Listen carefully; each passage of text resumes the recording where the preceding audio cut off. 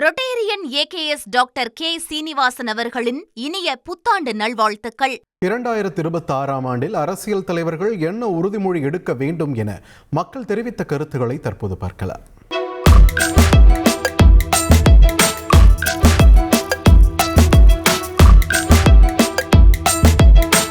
நம்ம ஒவ்வொரு வருஷமும் ஒரு ரெசல்யூஷன் எடுப்போம், ஒரு தீர்மானம் எடுப்போம், இந்த வருஷம் இதை பண்ணிடணும் அப்படின்னு சொல்லிட்டு.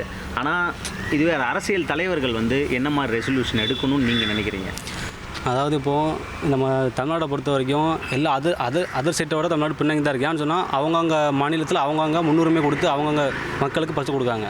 தமிழ்நாட்டில் மட்டும்தான் அப்படி பார்க்கல. நம்ம தமிழ்நாடு மக்களுக்கு ரொம்ப அதாவது முன்னுரிமை கிடைக்க மாட்டேங்குது. அதர் சைட்லேருந்து வரவங்க ஃபுல்லாக முன்னுரிமை கொடுத்துட்டு தமிழ்நாட்டில் உள்ளவங்களுக்கு கம்மியாக இருக்குது. இப்போ எடுத்துக்காட்டில் சொல்லலாம், வட மாநிலத்துலேருந்து 1 கோடி பேர் 2 கோடி பேர் வேலை பார்க்குறாங்க. இப்போ அதனால தமிழ் மக்கள் ரொம்ப பாதிக்கப்படுதாங்க.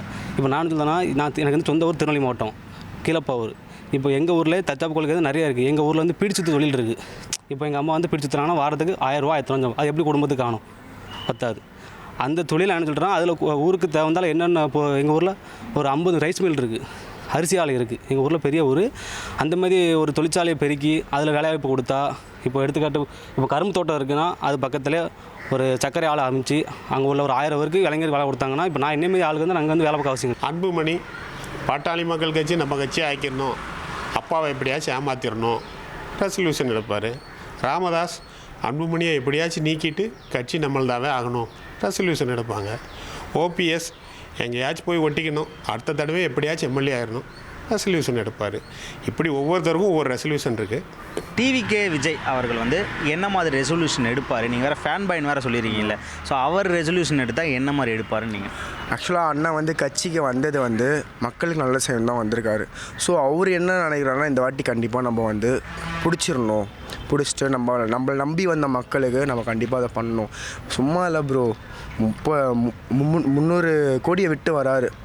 இந்த காலத்தில் அதெல்லாம் விட்டு வர்றதுக்கு ஒரு தைரியம் வேணும் ப்ரோ. அப்படி இருக்கும்போது விட்டு வர்றதுன்றது சும்மா கிடையாது. ஸோ கண்டிப்பாக அண்ணா ஆட்சியை பிடிக்கணும்னு நினைப்பார். இந்த வருஷத்தில் அவர் தான் அது ரெசல்யூஷனாக இருக்கும். உதய கட்சியெலாம் சார், ஒரு திரைப்பட நடிகர் வராருனாக்கா ஒரு ஆளுக்கு கூப்பிட்றாங்கனாக்கா 10 பேர் வருவாங்க பார்க்குறதுக்கு. அதெல்லாம் வர முடியாது சார். அவர் என்ன நோக்கத்தோடு வர்றாரு? அவர் என்ன அவங்க இப்போ சினிமாவில் நடித்தாலுமே அவருக்கு இத்தனை கோடின்ட்டு சொல்கிறாரு. அத்தனை கோடியை விட்டுட்டு இவர் எதுக்கு வர்றாரு? அவர் சொத்தை பாதுகாக்க வர்றாரு அரசியலுக்கு, வேற ஒன்றும் கிடையாது.